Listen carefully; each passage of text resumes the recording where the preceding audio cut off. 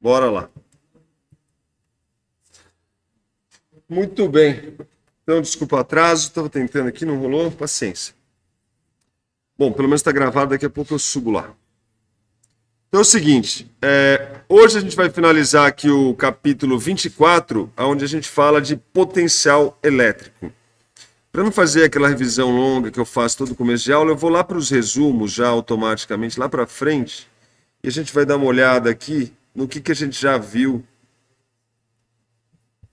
desde o começo aqui do nosso capítulo. Então a brincadeira toda, né, começa aqui com a energia potencial elétrica, simplesmente recapitulando que a diferença de energia potencial é igual a menos o trabalho.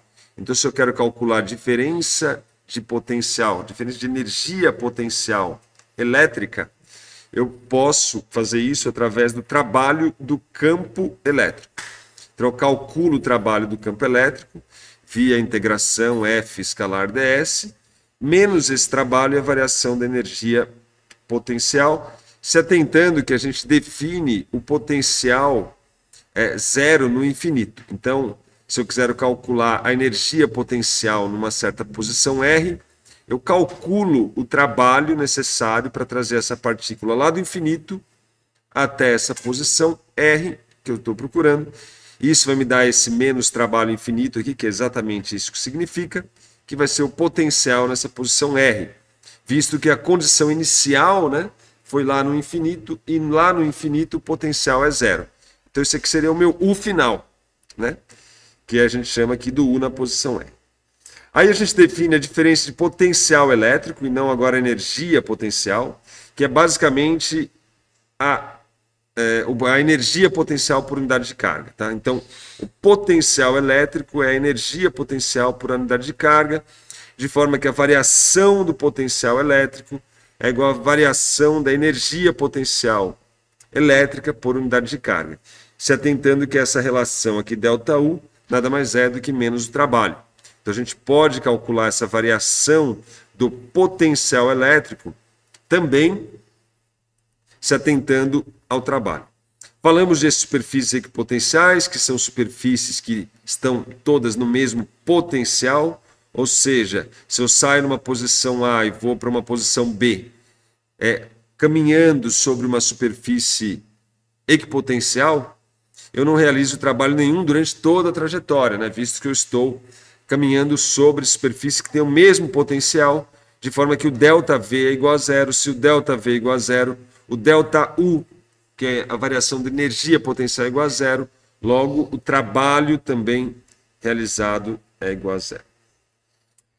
Aí então, via essa relação aqui, se atente que ΔU está relacionado com o trabalho, que está relacionado com ΔV, se atentando que o trabalho está relacionado com a força, que por sua vez está relacionado com o campo elétrico, né? No caso, a força aqui em questão é a força elétrica, então a gente consegue relacionar a energia, o potencial elétrico com o campo, tá? Então isso aqui basicamente, ó, se eu venho aqui e multiplico por Q e multiplico por Q dos dois lados dessa expressão aqui, o que eu tenho é basicamente que o trabalho, que é Q ΔV, ou no caso menos o trabalho, é igual a menos a integral de F ds, né? Você está tentando que Q vezes Z é a força, né?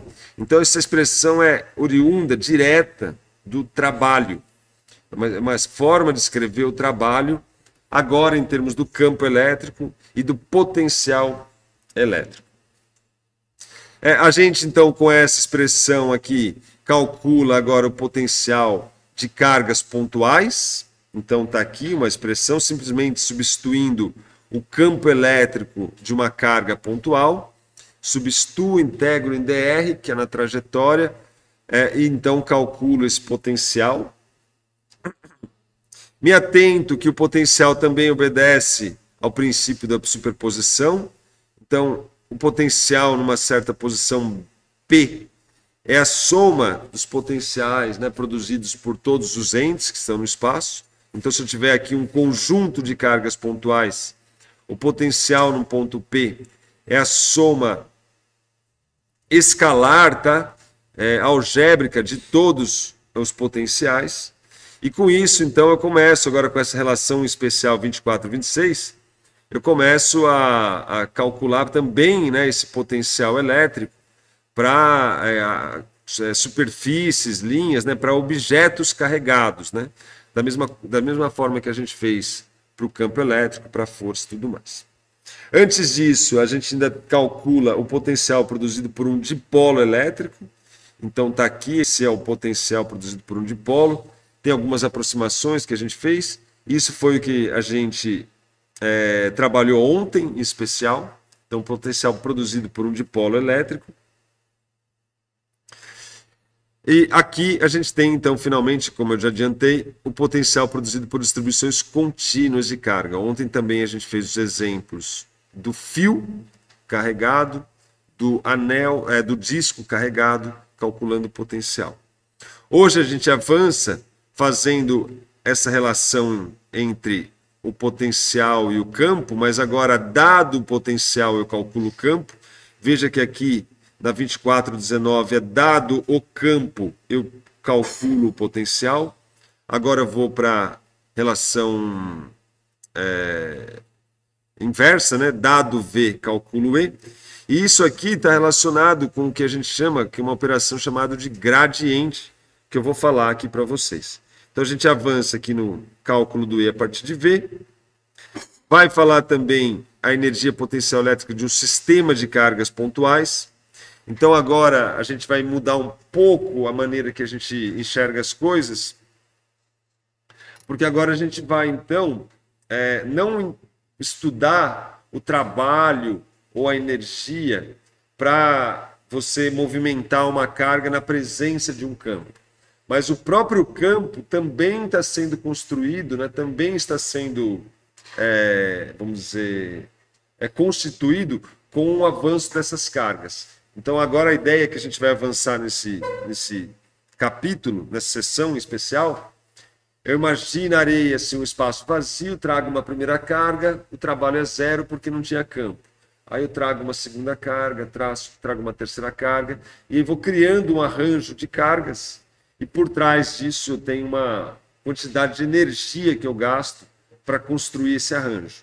Isso é muito importante porque vai estar relacionado com a energia que a gente consegue armazenar, por exemplo, em capacitores, tá?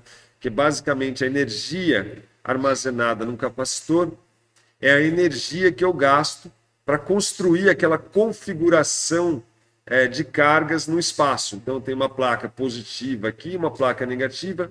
Qual que é a energia que eu gasto para construir, né, esse arranjo de cargas aqui? Então, trago a primeira carga, trago a segunda, depois começo a trazer as negativas, todas lá do infinito. No final, eu gastei uma quantidade de energia para fazer isso. Essa energia é a energia que fica armazenada nesse capacitor. Então, tudo isso é o que a gente vai ver hoje.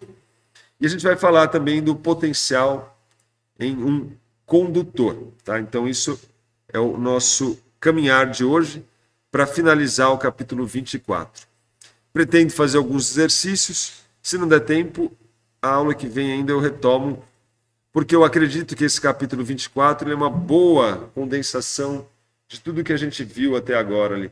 Com exceção da lei de Gauss, ali, que tem mais a parte matemática para calcular os campos elétricos em algumas simetrias especiais, mas aqui você tem uma conversa boa entre força, campo elétrico, potencial elétrico, energia potencial, trabalho, que eu acho que é o que finaliza bem esse conjunto aí desses 4 capítulos iniciais.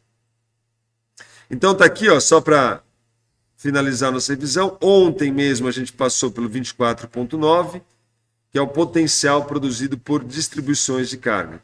A gente parte então dessa relação aqui, onde o dV, né, que é um potencial infinitesimal, ele é construído dado uma carga infinitesimal dQ, e a ideia aqui é calcular o potencial como um todo, né, via integração. A gente fez isso para esse exemplo do fio, E a gente fez isso para esse exemplo do disco carregado, até com um pouco mais de detalhes do que está aqui. Agora, então, eu vou falar do capítulo 24.10, que é como a gente tira o campo elétrico a partir do potencial. A mágica toda está aqui, ó, se atentando que menos Q0 dV é um dW, ou seja, é um infinitesimal de trabalho. Por quê? Porque o U sobre o V, U sobre Q é V, e o U é menos o trabalho. Então, puxando essa 24,38 aqui e 24,39, então eu deduzo rapidamente, né, a relação entre o potencial e o campo, onde, dado o potencial, eu calculo o campo elétrico. Então, a brincadeira é a seguinte. Então, é a seção 24.10, se eu não me engano, exatamente. 24.10, aonde a gente vai falar, então, do cálculo do campo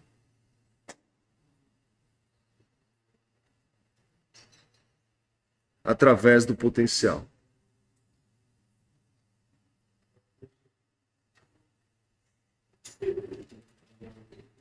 No potencial aqui elétrico, tá? Então vamos lá, ó. A brincadeira toda começa se atentando que o trabalho é igual à integral da força pelo deslocamento. Se eu tenho aqui o trabalho do campo elétrico, aqui eu tenho a força elétrica. Essa força elétrica, se for uma carga pontual, a gente sabe como calcula, vem da lei de Coulomb. Bom, nós sabemos que o trabalho do campo elétrico é igual a menos a variação da energia potencial. Então, o trabalho do campo é igual a menos a variação da energia potencial.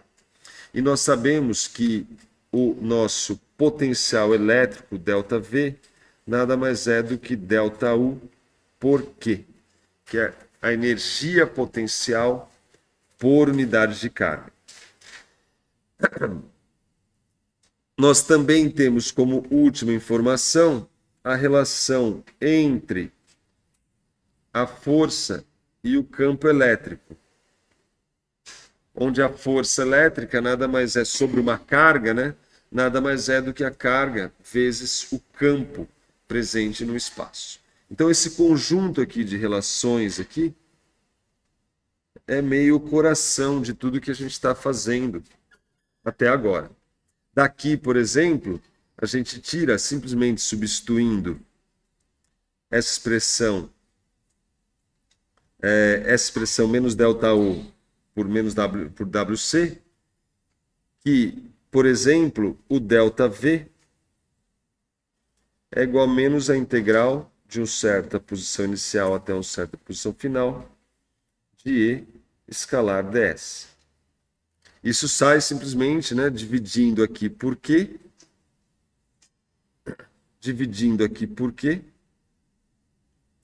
de forma que isso aqui, então, é WC por Q, né? Isso aqui me dá o ΔV, e o F por Q me dá o campo elétrico, né? Então, eu tiro essa relação aqui diretamente dessa e dessa.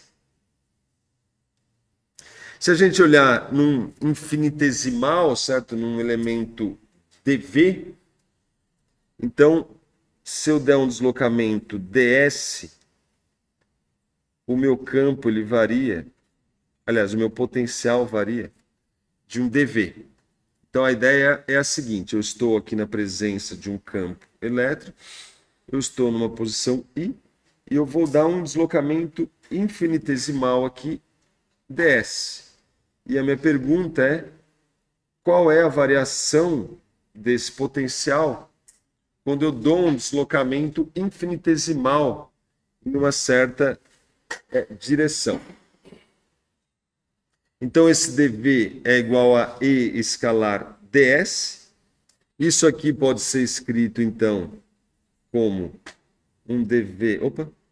Trocar. Como um dV que é igual ao módulo de E ds, onde o ds é o módulo, né, é o tamanho do deslocamento, vezes a projeção nesse deslocamento ds. De forma, então, com o sinal negativo, não pode esquecer aqui, desculpa, tem um sinal negativo aqui, desse sinal negativo aqui, né? E aqui também tem o sinal negativo. De forma, então, que o meu E cosseno de θ nada mais é do que um dV sobre ds com sinal negativo.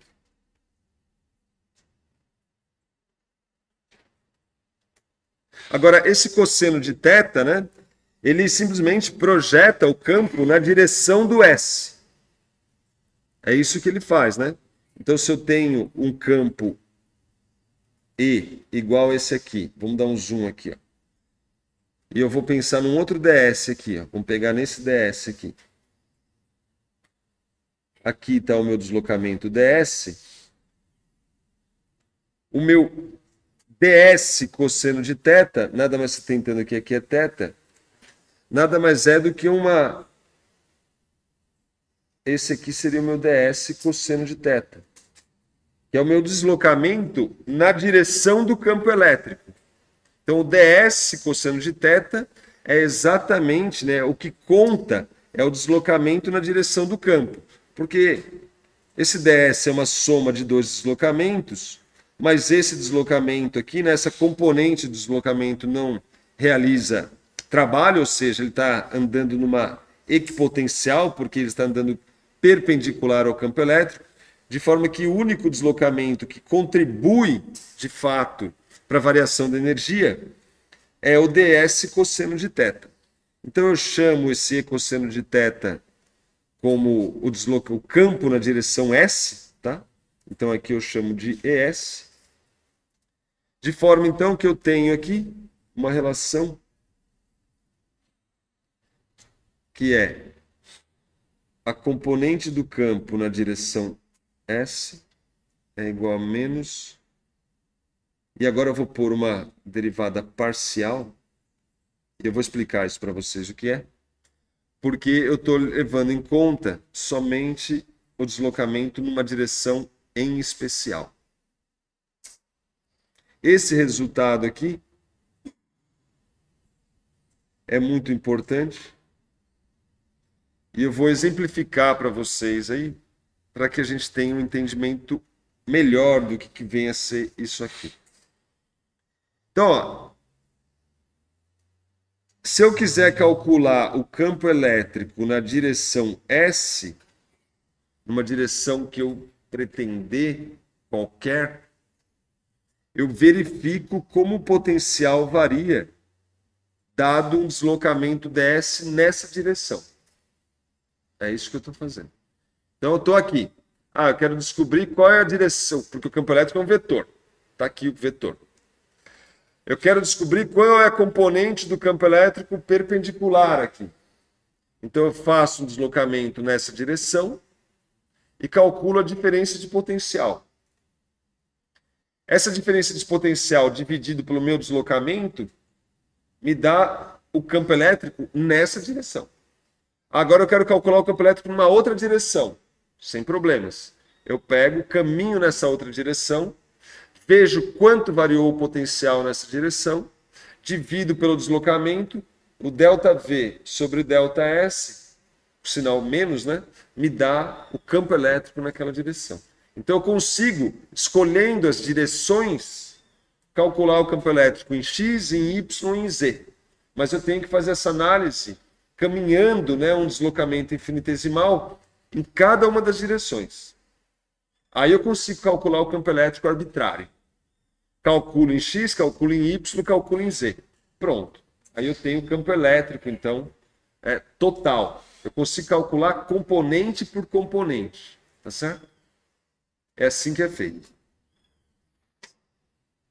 Então, em outras palavras, se eu quiser calcular o campo elétrico numa certa posição P qualquer, eu vou calculo menos dV del x, isso vai me dar a componente x do campo elétrico. Depois eu calculo menos del v del y, e isso vai me dar a componente y do campo elétrico. E depois eu calculo menos del v del z, e isso vai me dar a componente z do campo elétrico. É isso que eu faço. Faço deslocamento infinitesimal em x, deslocamento infinitesimal em y, deslocamento infinitesimal em z. Com esses deslocamentos infinitesimais, eu calculo a diferença de potencial em cada um desses deslocamentos, para cada um deles. A razão ΔV sobre ΔS, no limite que esse deslocamento vai a zero, né, me dá o campo elétrico em cada uma das direções. Tá claro como é que é a brincadeira? Essa operação aqui é chamada de gradiente. Então, ela recebe toda uma nomenclatura especial que eu vou apresentar para você. A gente faz uma simbologia aqui, que é um nabla. Esse cara é um operador. E ele é isso aqui, ó, del V, del x, x versor, menos del y, y versor, menos del z, z versor. Isso em coordenadas cartesianas, tá? Se forem outras coordenadas, ele tem uma pequena diferença por causa que os deslocamentos infinitesimais, eles têm as correções do R cosseno de θ, dependendo se estiver no... Enfim, não vem ao caso. De forma que se eu me atentar bem, ó, para essa expressão aqui e essa expressão aqui, eu percebo que o campo elétrico é igual a menos o gradiente do potencial.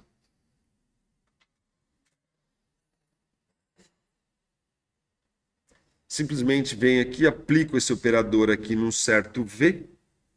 Aí o V entra aqui, o V entra aqui, o V entra aqui. Se atente que o potencial, de forma arbitrária, é um potencial que depende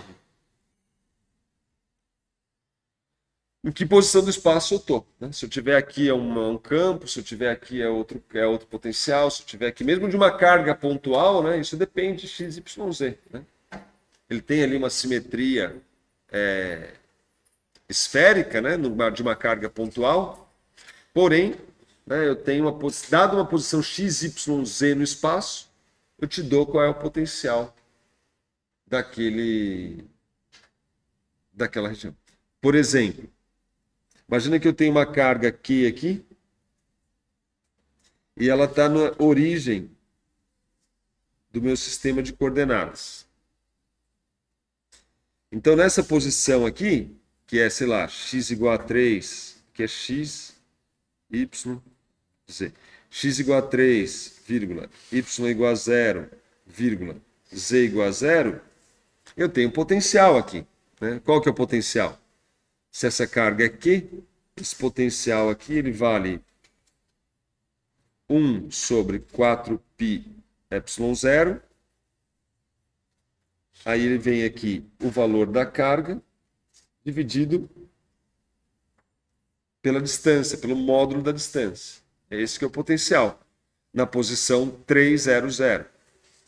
O potencial é o mesmo se eu tiver aqui na posição z igual a 3, x igual a 0, y igual a 0.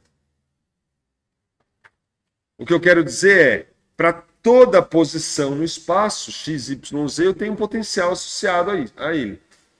Tá claro? Para todo.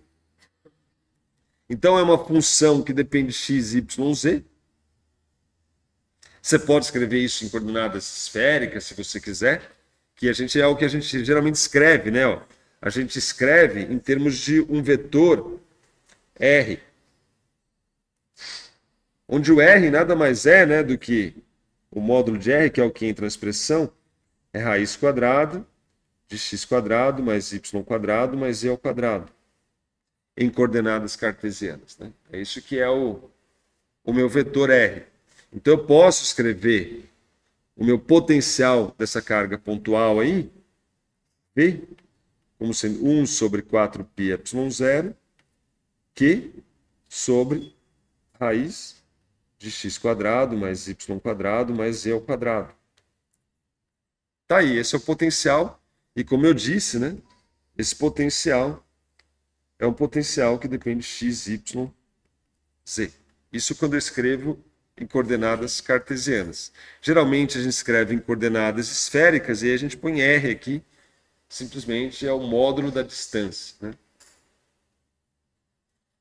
Então, se eu quero calcular o campo, eu preciso pegar essa expressão aqui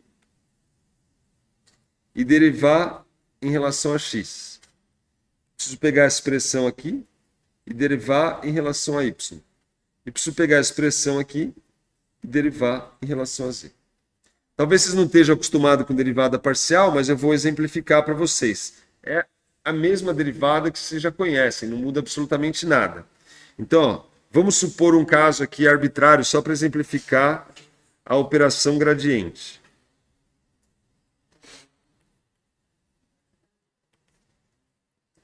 Imagina que eu tenho um potencial bizarro aqui, que é dado por x vezes y vezes z mais x quadrado.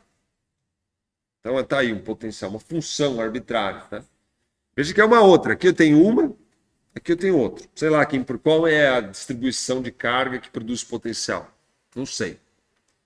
Mas eu quero calcular o campo na direção x, ou seja, eu vou caminhar na direção x e eu quero calcular a componente x do campo elétrico. Eu venho aqui e calculo, então, menos a derivada parcial do meu v. X vezes y vezes z mais x quadrado. Como é que eu faço isso? Eu considero todas as outras variáveis, com exceção do x, como constante. Constante, como se fosse um número escalar. 3, 5, 7, 12, não importa, é uma constante. Qualquer. Então, quando eu vier aqui derivar esse cara em relação a x, é alguma constante que multiplica x à primeira potência. A derivada de x à primeira potência é o próprio. Opa! É o próprio, dá 1, né? Ou seja, aqui dá yz com sinal negativo. Porque tem esse sinal negativo aqui, porque vem da própria definição aqui do potencial. É menos o gradiente potencial. Mas tem outro termo, que depende de x também. Então, menos 2x. Então, como eu fiz um deslocamento infinitesimal em x, eu andei e olhei quanto varia o potencial dado esse ΔX, a razão, né, ΔV sobre ΔX, isso me dá o campo em x. Mas isso não me dá o campo por completo, só me dá uma das componentes do campo. Eu preciso calcular também as outras componentes, e y. Del y dessa grandeza aqui. Bom, a mesma brincadeira. Esse termo aqui derivo considerando x e z constante. Derivada de y na primeira potência dá 1, ou seja, que vai me dar menos xz.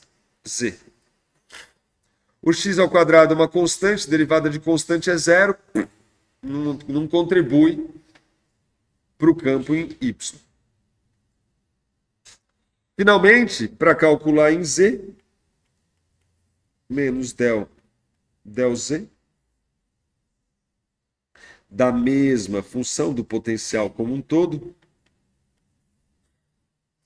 isso aqui vai me dar menos xy. E agora eu tenho as três componentes do campo elétrico. Se eu quiser o vetor campo elétrico agora, nada mais é do que EX, x versor, mais EY, y versor, mais EZ, Z versor. Onde o EX é essa grandeza aqui, o EY é isso aqui, e o EZ é isso aqui. Só substituir aqui, isso entra aqui, isso entra aqui, isso entra aqui. Ou seja, dado uma função escalar, eu obtive, calculando a variação em cada uma das direções, o campo elétrico como um todo. Eu obtenho o vetor campo elétrico. Veja que aqui é uma expressão que depende, se a gente for bem rigoroso, a gente tem aqui... Opa! A gente tem aqui uma função que depende de x, y, z, uma função que depende de x, y, z e uma função escalar que depende de x, y, z. A gente obtém as três funções escalares dado o potencial, que é uma única função escalar. Beleza? Razoável? Então, dado o campo elétrico, eu vou lá e calculo o potencial. E isso pode ser feito de forma direta. Essa operação gradiente ela é bastante intuitiva.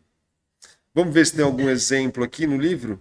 Já não me lembro mais, mas a gente passa por ele. Então está aqui, ó. A componente x é menos a variação em x, a componente y é menos a variação em y, a componente z é igual a menos a variação em z. Está aqui um teste para a gente poder brincar. Então, teste 6. A figura mostra 3 pares de placas paralelas separadas pela mesma distância e o potencial elétrico de cada placa. O campo elétrico entre as placas é uniforme e perpendicular às placas. Então, o campo elétrico é uniforme, não varia, e perpendicular às placas. Ordene os pares de acordo com o módulo do campo elétrico entre as placas, começando pelo maior. O módulo do campo elétrico entre as placas, começando pelo maior. Então, vamos lá, vamos desenhar as nossas 3 placas aqui, ó. Eu tenho... Não, vou fazer mais grossa.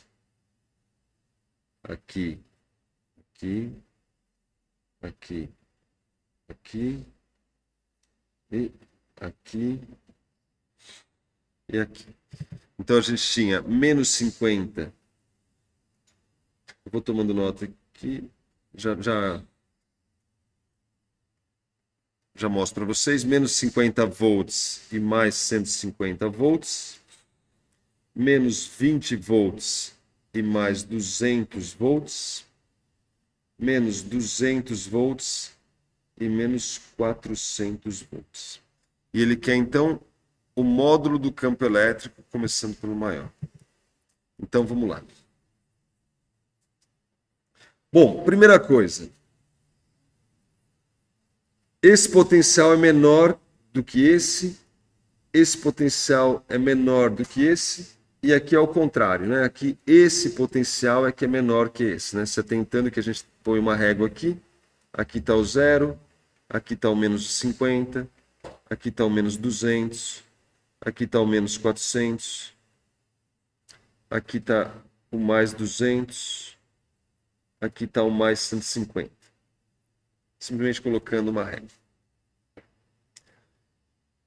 O campo elétrico, ele aponta, pensa comigo, ó, uma carga pontual. Na carga pontual, o potencial, muito importante essa análise, tá? É 1 sobre 4πε0, é com ela que vocês vão conseguir se orientar. É igual a Q sobre R. Então, quanto mais próximo eu tiver da carga, menor esse R, maior o potencial. Então, aqui o potencial eu posso chamar aqui, sei lá, de 150 volts. Se eu caminhar nesse sentido aqui, o potencial vai caindo, ele pode ser aqui 100 volts. Então ele cai à medida que eu me afasto da carga positiva. Sim ou não? Porque o R é muito pequeno, estou muito próximo, o potencial vai aumentando. Se eu vou afastando, ele vai tendendo a zero. Lá no infinito ele é zero.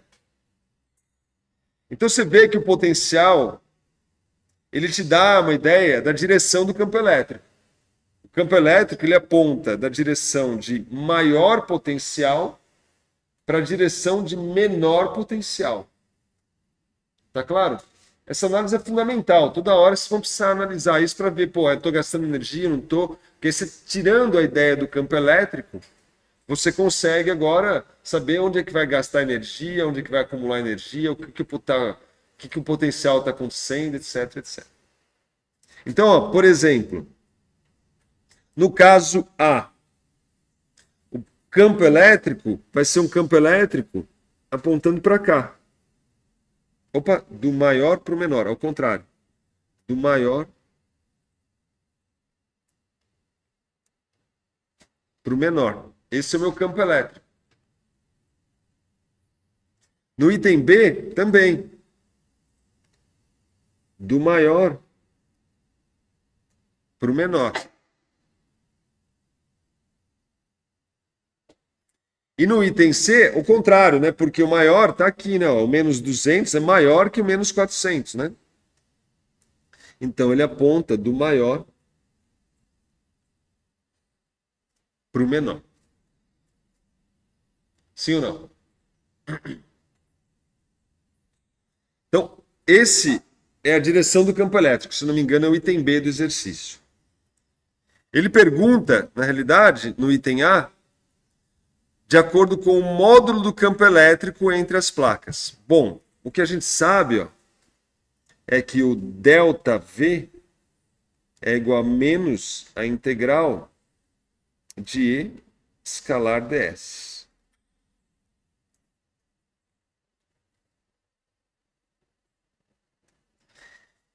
Então, se essa distância é a mesma,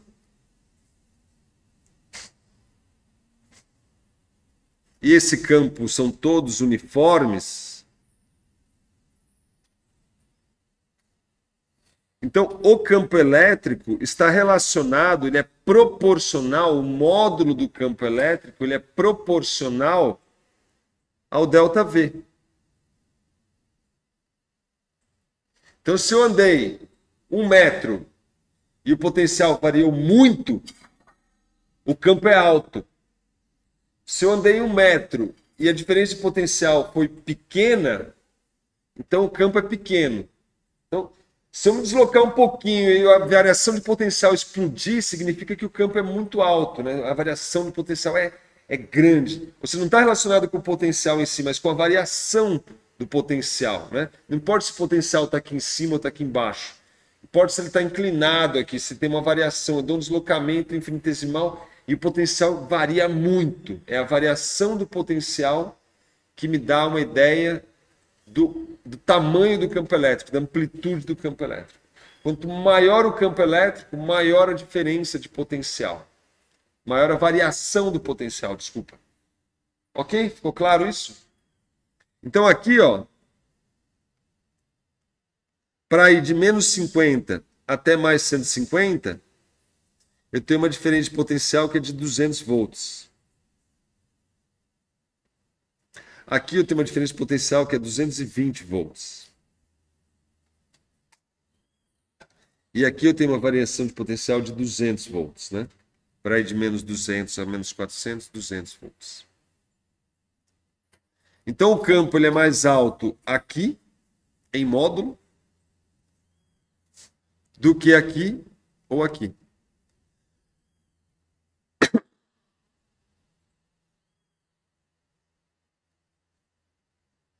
Ou seja, aqui ele tem o mesmo campo e aqui o campo é maior aqui no item do meio. Para que par de placas o campo elétrico aponta para a direita? Então a gente já viu, para a direita é o último par de placas. pela nossa análise aqui, ó, onde a gente percebe que o potencial, que o campo ele aponta da região de maior potencial para a região de menor potencial. Se um elétron é liberado a partir do repouso a meio caminho entre as duas placas do terceiro par, eu venho e coloco um elétron aqui. Ele permanece no mesmo lugar, começa a se movimentar para a direita com velocidade constante, começa a se mover para a esquerda com velocidade constante, é acelerado para a direita ou é acelerado para a esquerda. Então, se eu venho e coloco o meu elétron aqui, nessa posição, veja que ele está na presença de um campo elétrico, o campo elétrico produz uma força, e uma força, né, pela segunda lei de Newton, infere uma aceleração. Então a velocidade não é constante, né? Porque se tem aceleração, significa que a velocidade está variando, né? Tem uma taxa de variação da velocidade. Aí a questão é, para onde é essa aceleração? É na direção da força. Se o campo aponta para a direita, é como se eu tivesse aqui placas positivas aqui carregadas e placa negativa aqui. Porque as linhas de campo saem das cargas positivas e adentram nas cargas negativas. Se eu tenho um conglomerado aqui de cargas positivas à esquerda, então esse elétron está sendo atraído à medida que ele tem uma repulsão por esses caras aqui. Ou seja, esse elétron vai ser acelerado para a esquerda. Sim ou não? Beleza? Muito bem. Então isso fecha aqui o nosso teste 6. Aqui, ó, vale a pena mostrar esse exemplo. Não vou fazer, mas vale a pena mostrar. Aqui ele calcula, ó, o potencial elétrico sobre o eixo. Lembra que a gente fez na aula passada, ó, que é essa expressão aqui, ó. Desculpa, o potencial elétrico. Está aqui, ó. Na aula passada aqui, a gente calculou qual era o potencial elétrico sobre esse eixo aqui. Se eu sei por simetria que o campo está na direção Z, basta eu vir aqui nessa expressão aqui e calcular o del Z, que eu tiro o campo elétrico na direção Z. Que é o campo, de fato, produzido por esse disco carregado. Então, dada essa expressão aqui, eu consigo obter aquela primeira que a gente fez lá, calculando o campo elétrico, onde pegava o cosseno, fazia a projeção, cancelava os que eram paralelos e tudo mais. Então, agora eu tenho um escalar. Se eu simplesmente derivar em função de Z, ó, venho com a derivada em função de Z, como a função V só depende de Z, o raio é constante, eu tiro exatamente a expressão que a gente tinha obtido para o caso de um disco carregado ou campo elétrico. Automaticamente, simplesmente calculando a derivada. Tomei a derivada em Z por quê? Porque eu quero o campo em Z. Se eu tomar a derivada em X, vai dar zero. Se eu tiver a derivada em Y, vai dar zero. Né? O potencial aqui, ó, não depende de X e de Y. Então, naquela região central, o campo elétrico em X e em Y é zero. No eixo do anel. Tá claro? Então, dado o potencial, eu vou lá e calculo a direção Z do campo. Se eu quiser a direção Y, a direção X, eu calculo também. Beleza? Perguntas?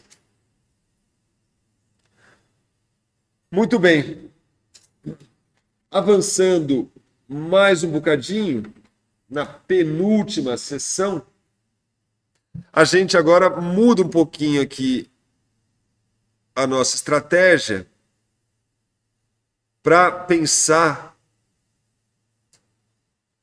na energia potencial elétrica de um sistema de cargas pontuais. Para que esse capítulo é importante? Eu vou explicar para vocês. Imagina que eu tenha o seguinte.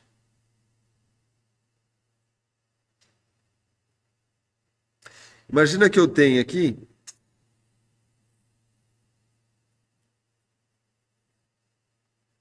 dois condutores inicialmente descarregados. E eu consigo, através de alguns artefatos, aí, através de um gasto de energia, tá? Que a gente não vai entrar em detalhes nesse momento, carregar esses caras com cargas positivas e carregar esses caras aqui com cargas negativas. Então eu vou lá, sei lá, eu começo a rodar uma manivela, transformo essa minha energia mecânica lá, de alguma forma, a pegar cargas de um e jogar no outro, de tal maneira que no final das contas eu corto o fiozinho, desligo tudo, eu tenho uma placa carregada positiva e uma placa carregada negativa. Tá certo?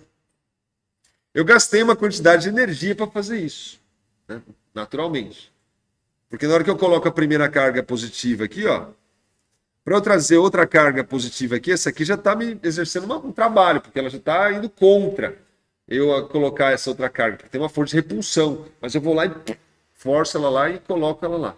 Aí eu pego outra. Quando eu trago a segunda, já está um pouco mais carregado, já é um pouco mais difícil. Aí trago a segunda. Trago a terceira, trago a carga. À medida que esse cara vai ficando positivamente carregado, cada vez vai ficando mais difícil, porque ele está ali se opondo ao movimento de novas cargas. Tem uma força de repulsão ali que vai crescendo, vai crescendo, vai crescendo. Sim ou não? Né? No final das contas, eu gastei uma quantidade de energia para fazer esse arranjo de cargas aqui. Essa energia, se tudo foi conservativo, né, supondo aqui que não teve perda nenhuma por calor, por nada, é a energia que está armazenado ali em potencial. Em teoria, se eu desfazer esse arranjo, eu recupero essa energia que eu gastei. Ela vira energia cinética, ela, sei lá, de alguma forma, essa energia eu consigo recuperar. Essas cargas têm que voltar para o infinito, né, que é onde elas partiram, que é o potencial zero. Na hora que elas chegarem lá no infinito, toda a energia que eu gastei para trazê-las do infinito até aqui é recuperada. Esse dispositivo, como a gente vai ver, ele é chamado de capacitor.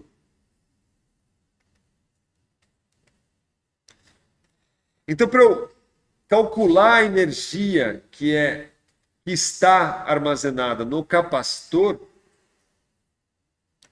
o que eu tenho que fazer é calcular a energia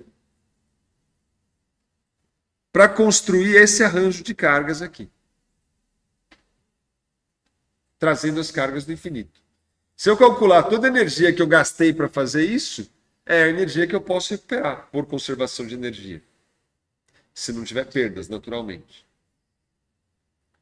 Então, calcular como aprender a calcular qual é o gasto energético para construir esse arranjo se torna fundamental para a gente calcular a energia armazenada no capacitor de placas paralelas, por exemplo. Sim ou não? Então essa que é a brincadeira. A pergunta é: qual que é a energia que é gasta, né? Qual que é a energia potencial elétrica, então, que está ali armazenada nesse potencial?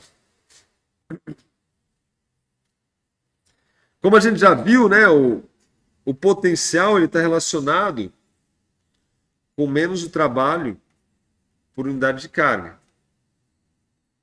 que por sua vez é a energia potencial elétrica por unidade de carga.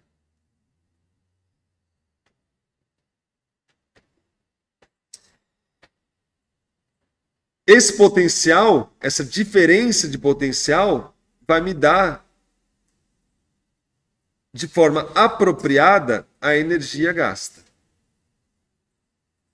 Vamos analisar passo a passo.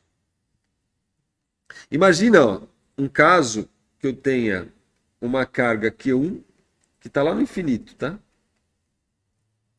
Tem uma carga Q2 que está lá no infinito.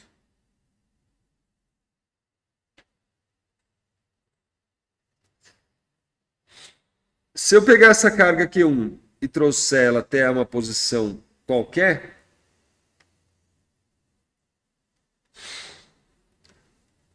como eu não tinha nenhum campo elétrico no espaço, eu não gasto energia nenhuma. Não tem nenhuma força que se opõe ao deslocamento dessa carga.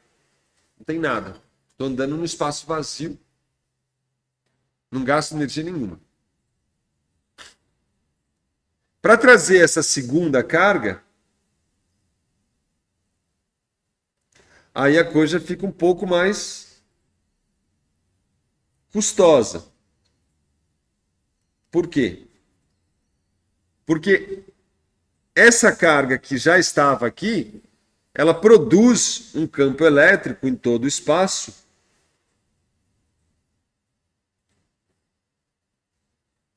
E isso pode se opor, né, se vamos supor que todo mundo é positivo aí, ao movimento da Q2. Ao movimento da Q2. Essa carga Q1 aqui, ela produz um potencial em todo o espaço, que é 1 sobre 4πε0, Q1 sobre a distância que eu estou dela. Isso aqui é o meu potencial V.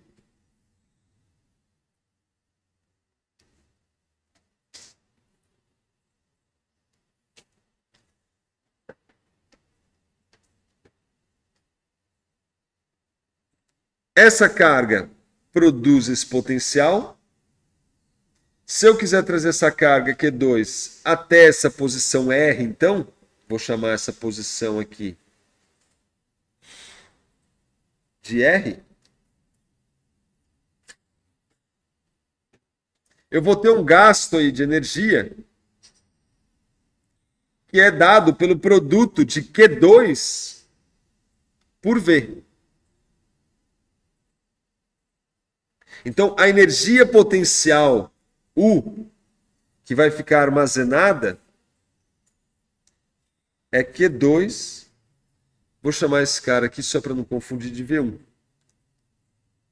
vezes o meu V1.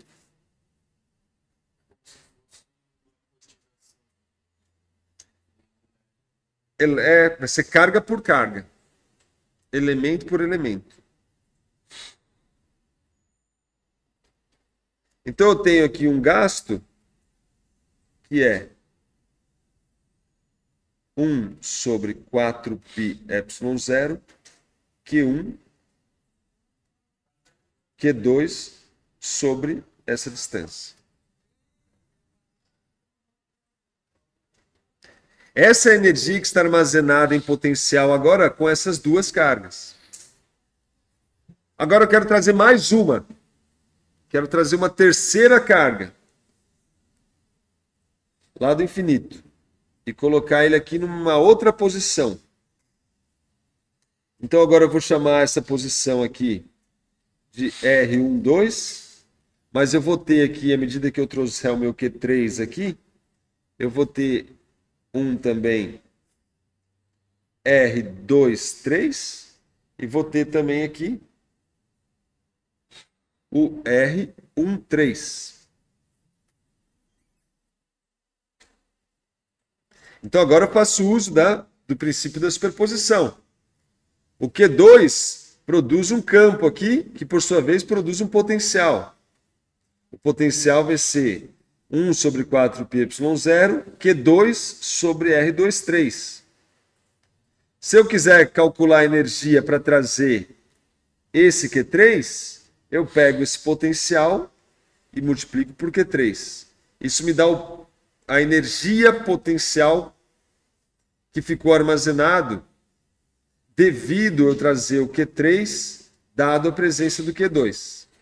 Então, para eu trazer mais uma carga, eu vou gastar agora para trazer isso aqui, ó, para trazer Q2. Para trazer Q3, agora tem mais, ó. Agora eu vou ter o Q3 vezes o Q1 sobre R13. Isso aqui, 1 sobre 4πy0.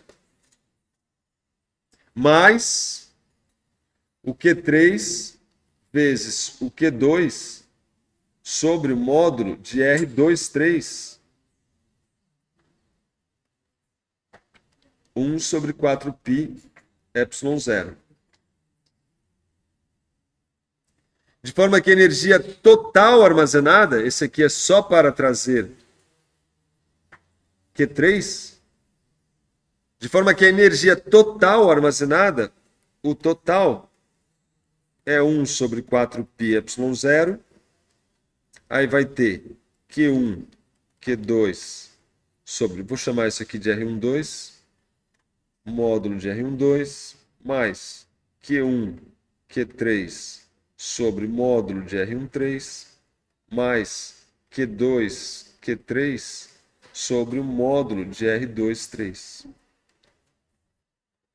Essa é a energia agora armazenada nesse sistema de 3 cargas. E eu vou fazendo isso indefinidamente. Vou trazendo mais uma, vou trazendo mais uma, vou trazendo mais uma, vou trazendo mais uma. Isso me dá, então, a energia que está armazenada em potencial.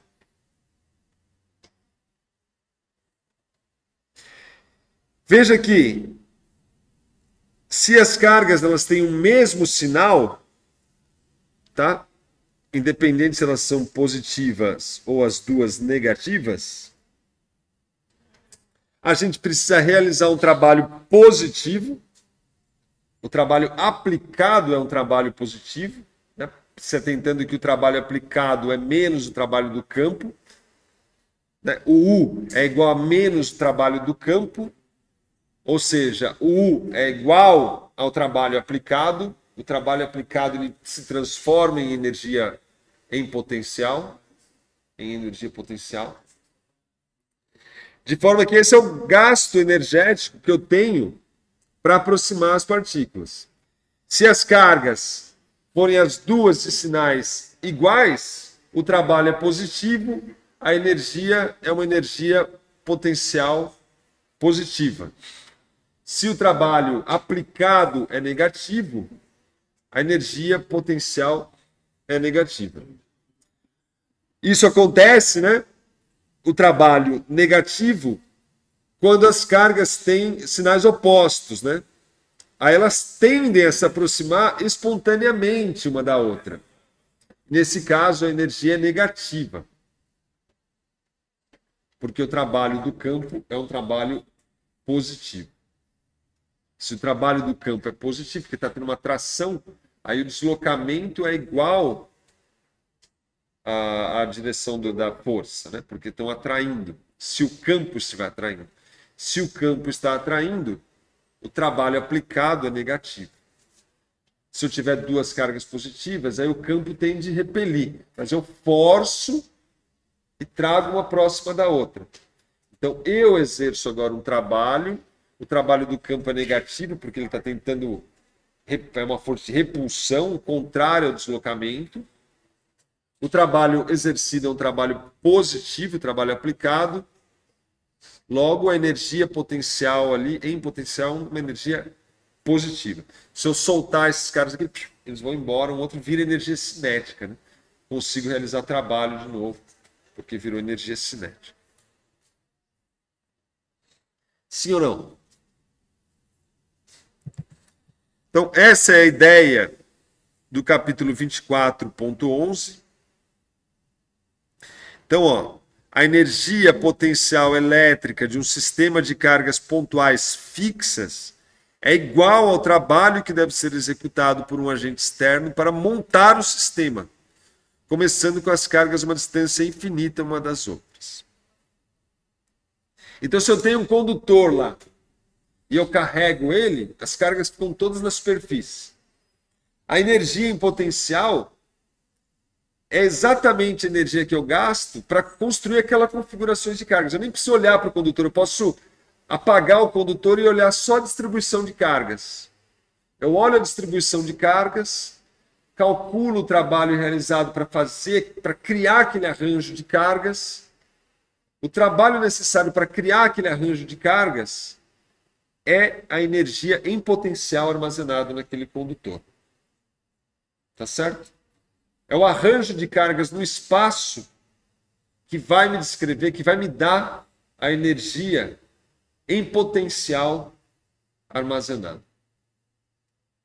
Sim ou não? Beleza? Então, isso é importante se atentar. Então tá aqui, ó. Ele fala de um sistema de cargas pontuais. Trago a primeira carga não tem nenhum tipo de força atuando sobre ela. Essa primeira carga cria um potencial. Para trazer a segunda carga, agora as coisas já começam a ficar um pouco mais difíceis. E assim eu vou fazendo elemento por elemento. Então aqui está basicamente o exemplo que eu fiz ali, ó. Tem um Q1, um Q2 e um Q3. Qual é a energia em potencial armazenada nesse arranjo? Então, para trazer o Q1 não gasto energia nenhuma. Para trazer o Q2, agora eu já tenho Q1, desculpa, tenho Q2 vezes o potencial produzido por Q1. Se atente que o potencial produzido por Q1 é 1 sobre 4πy0, Q1 dividido pela distância, visto que eu vou trazer ela nessa distância D de Q1. Para trazer a terceira, aí tem Q1 com Q3 e Q2 com Q3. Como as distâncias são todas as mesmas aqui, só depende do módulo da distância.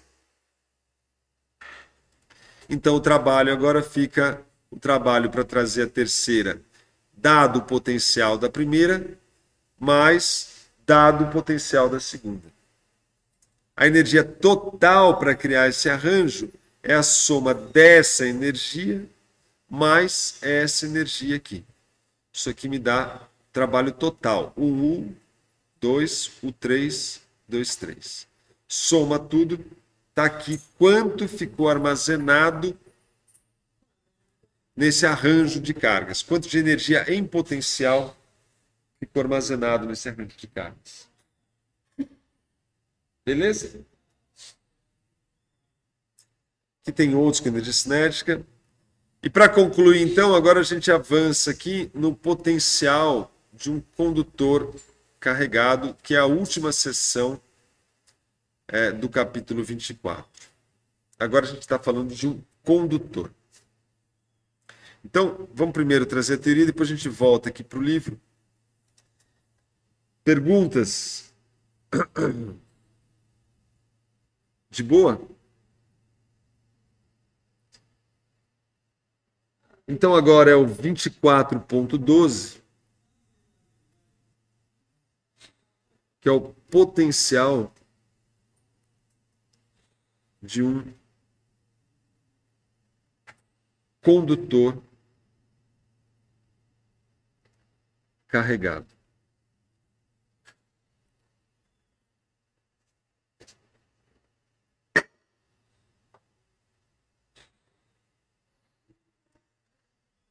Uma coisa precisa ficar muito clara desde já.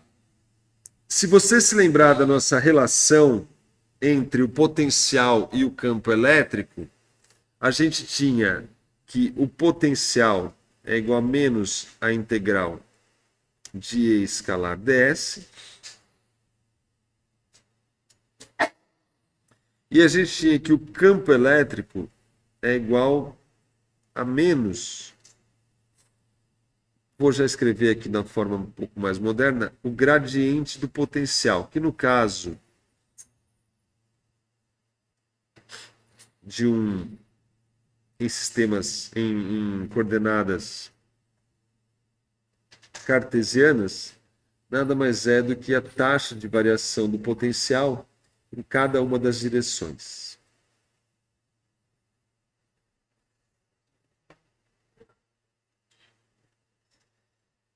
O importante se atentar aqui é que se o campo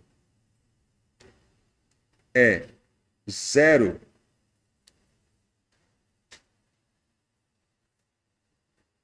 a taxa de variação do potencial é constante. Não, a taxa de variação é zero. Ou seja, se a taxa de variação é zero, o potencial é constante.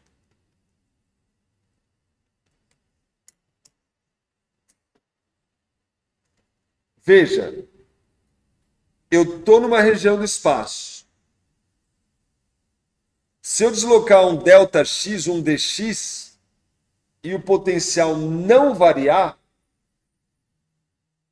o campo naquela direção é zero. Se eu dou um deslocamento dx e o potencial não variar, o campo naquela direção é zero.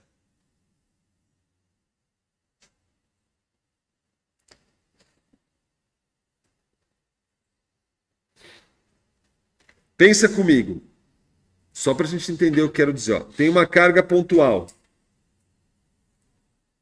Tem o campo elétrico.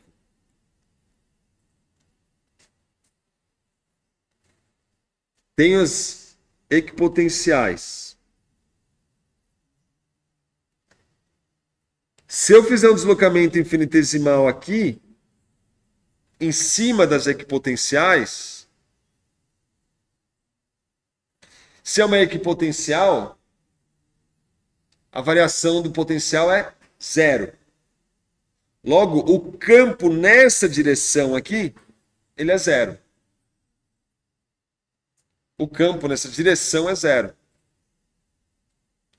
Eu posso me deslocar pelas equipotenciais, o campo naquela direção não existe, é zero. Se eu me deslocar nessa direção, aí eu tenho uma variação de potencial. Aí o campo é diferente de zero. A direção do campo nessa direção, o campo nessa direção é diferente de zero. Então o potencial não precisa ser zero para o campo ser zero. O potencial tem que ser constante para o campo ser zero. É isso que está aqui. Ó. Lógico que se isso aqui é zero, isso aqui é zero. Mas se isso aqui é constante, isso aqui também é zero. Tá claro? Em um condutor, a gente já viu que o campo elétrico ele é zero dentro de um condutor. Logo, o potencial dentro de um condutor ele é constante. Ele é exatamente o que ele é na superfície do condutor. Você vai calculando, calculou na superfície do condutor. Dali em diante ele é constante. Porque o campo é zero, logo o potencial não varia. Vamos lembrar da nossa esfera. Pega uma esfera.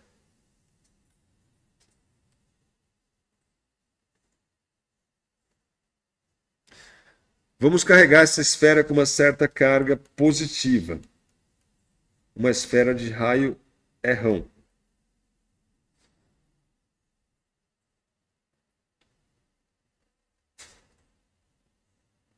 O potencial produzido por essa esfera é equivalente ao potencial produzido por uma carga pontual, com toda a carga até na origem, que nem a gente já mostrou pelos teoremas, né? Pelo menos pontuou pelos teoremas. Né? O campo elétrico era equivalente ao campo elétrico produzido por uma carga pontual, com essa carga pontual no centro da esfera.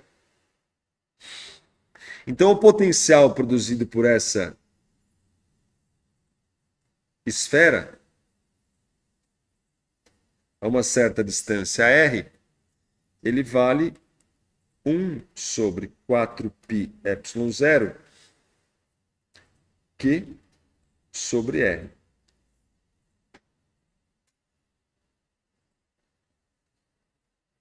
Se eu quiser o campo elétrico, como eu sei que por simetria ele está na direção radial, eu tomo menos o del R de 1 sobre 4π ε0 Q sobre R. Q sobre R nada mais é do que R menos 1. A derivada de R elevado a menos 1 cai o menos 1 e fica menos 2. O menos 1 que cai cancela esse sinal menos aqui, de forma que isso aqui vai me dar 1 sobre 4π ε0 Q sobre R ao quadrado. Em que direção? Na direção que eu fiz meu deslocamento. R versor. Na direção R. R versor. Porque eu fiz um deslocamento infinitesimal radial. Em dr.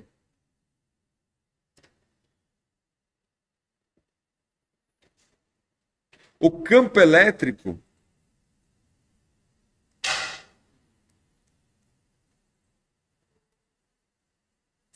para R menor do que Rão, onde Rão é o raio da esfera,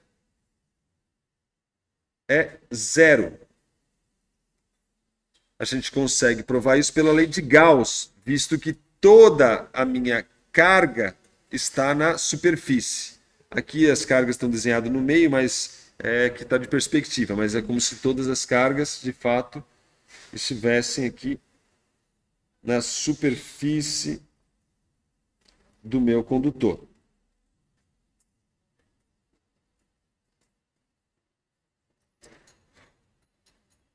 Exatamente em Rão,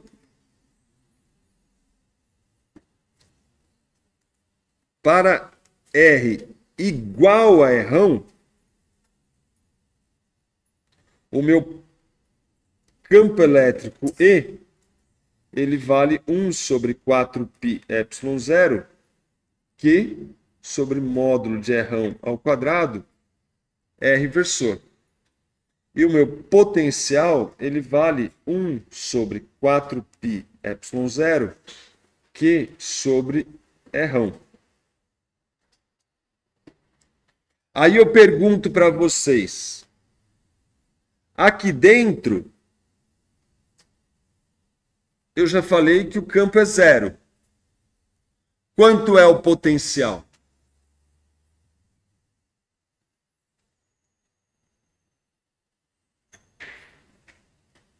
Constante. Logo, ele vale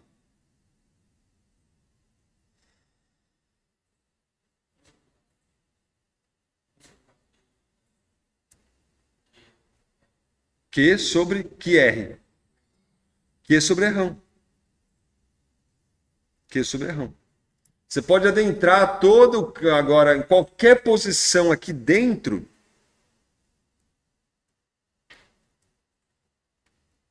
O potencial, ele é constante. Então, se você olhar o gráfico, ó, você tem uma coisa assim. Ó. No campo, é 0, 0, 0. Ó, que quando ele deu o raio, vamos supor um raio de esfera 1 metro, aí ele começa a cair com 1 sobre R ao quadrado. O potencial ele cai com 1 sobre R, e dentro da esfera ele é constante, ele vale exatamente o quanto ele valia na superfície. Enquanto que o campo, ele para dentro, ele, pum, vai lá para baixo e fica travado no 0. O campo é 0, porém, o potencial... o potencial é diferente de 0. Um cai com 1 sobre Rão e outro cai com 1 sobre R ao quadrado. Isso pode ser facilmente deduzido se você se atentar que ΔV é igual a menos a integral de E escalar ds. Dentro da esfera, se eu começar a deslocar de ds, o campo é zero. Então, é zero. Isso implica que ΔV é zero.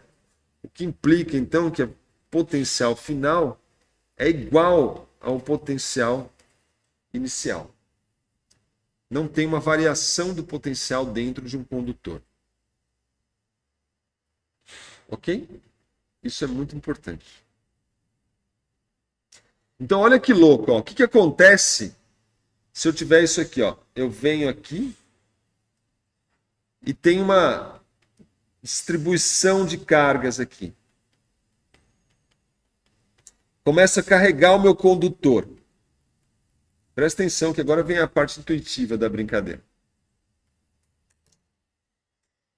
Esses caras, rapidamente, eles vão começar a se organizar de tal maneira que o campo elétrico constituído por ele vai ser sempre perpendicular à superfície. Por que que vai ser perpendicular à superfície? Porque se ele não for perpendicular à superfície, vai ter uma componente tangencial e essas cargas ainda vão estar se rearranjando. Elas vão estar movimentando ainda. Até o momento que essa força tangencial se cancela, todo mundo se cancela e fica todo o campo perpendicular à superfície. Se tiver qualquer componente, significa que não entrou no equilíbrio ainda, porque tem uma parte tangencial, ela vai continuar se movimentando até se cancelar. E aí se cancelam, como todas ali, as forças tangenciais.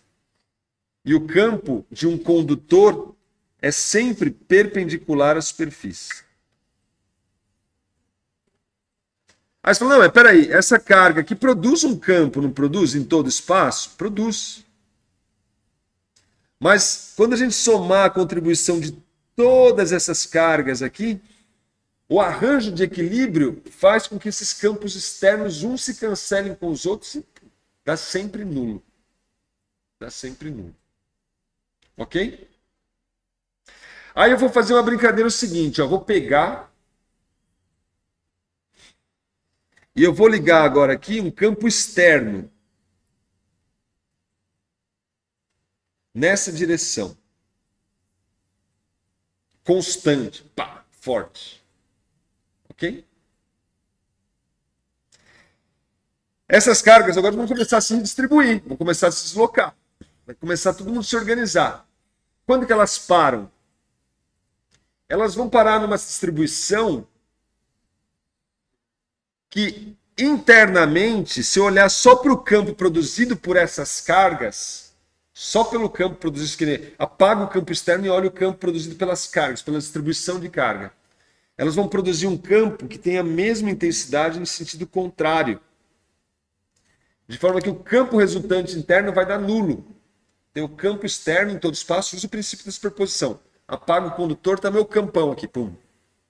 Agora eu coloco um condutor. As cargas se arrumam de forma que ela cria dentro dela um campo contrário que cancela esse campo externo, de forma a manter o campo interno ao condutor sempre igual a zero. Sempre igual a zero. Pois não.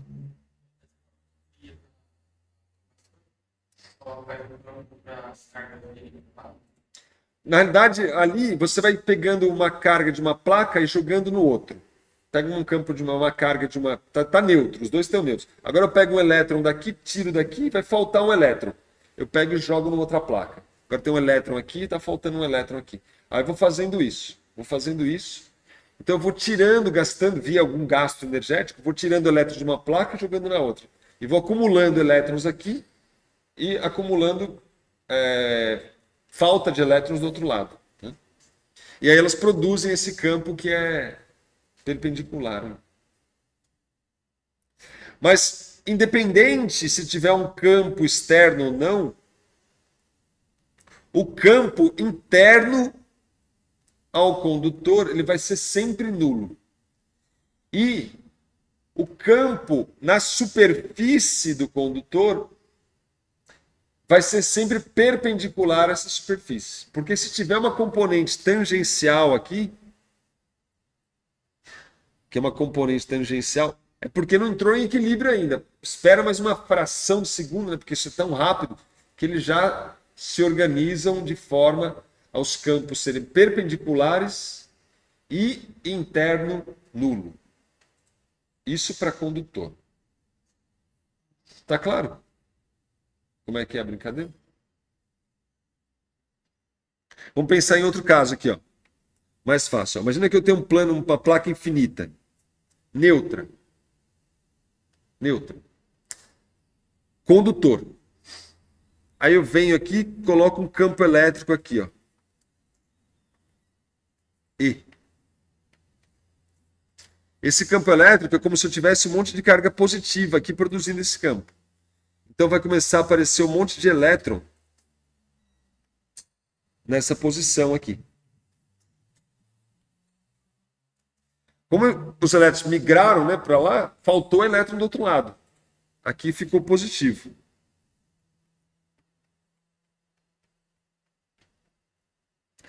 Veja que esses caras positivos aqui estão também atraindo esses caras aqui. Então agora tem uma disputa. Tem esses caras aqui que são positivos aqui também, né? Vamos pensar assim. Que estão atraindo esses caras aqui. Mas esses caras aqui também estão puxando. Ficam puxando de cada lado. Quando que isso para? Para quando as duas forças vão puxando a mesma coisa. Quando um estiver puxando para a esquerda, estiver puxando para a direita. Aí ele para. Enquanto isso aí não estiver nesse arranjo, ele continua puxando mais carga. Vai puxando. Puxou mais. O campo vai aumentando. À medida que ele vai puxando mais cargas aqui, vai aumentando a tração aqui por unidade de carga, por unidade de superfície. Vai aumentando, até parar. Quando para? Quando os campos se cancelam.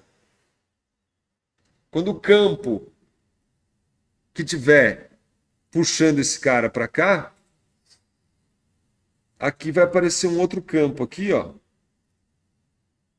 que está puxando as carguinhas negativas também.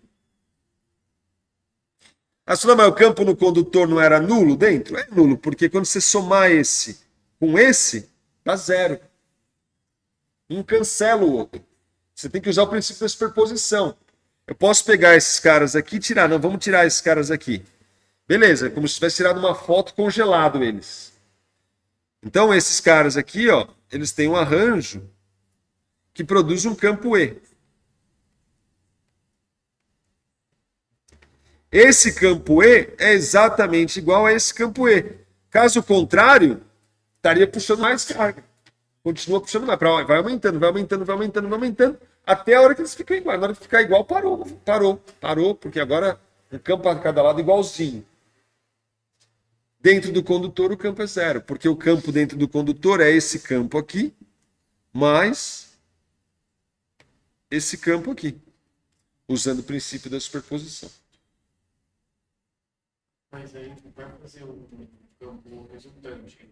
Porque, tipo assim, o campo externo tem um valor, o campo interno tem outro valor. Aí, quando o campo interno for zero, nós estamos, tipo, o campo interno vai ter tirado outro módulo, tipo assim, do campo externo. Aí vai formar o resultante.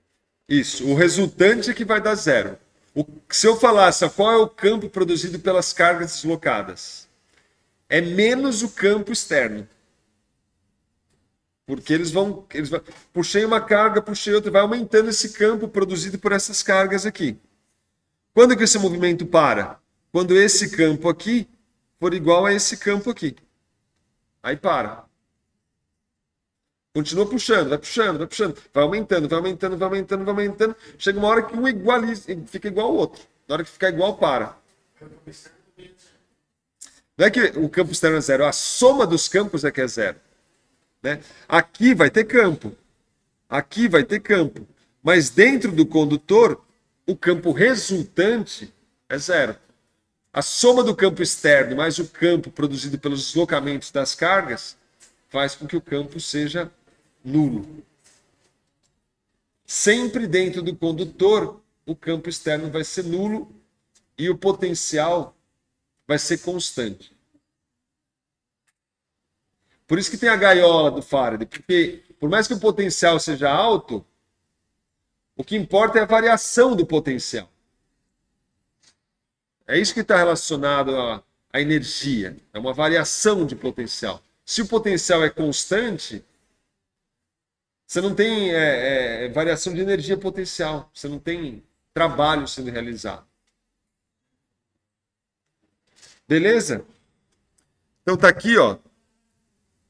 Aí ele fala da centelha, fala da gaiola de Faraday, e essa é a ideia, tá vendo, ó? Aqui eu tenho um campo externo aplicado e um condutor. O campo interno fica nulo e os campos se arrumam, se acertam de tal maneira que os campos são sempre perpendiculares à superfície e a resultante do campo interno aqui é igual a zero. Isso conclui o capítulo 24. Na primeira aula da semana que vem, é feriado, né, na realidade, né? Então, na semana que vem, eu farei toda uma revisão desses capítulos todos que a gente fez, para que a gente, então, na outra semana, comece a avançar daí. Aí a gente vai avançar em capacitância e vai começar a caminhar para circuitos, aí, que são as aplicações desses estudos.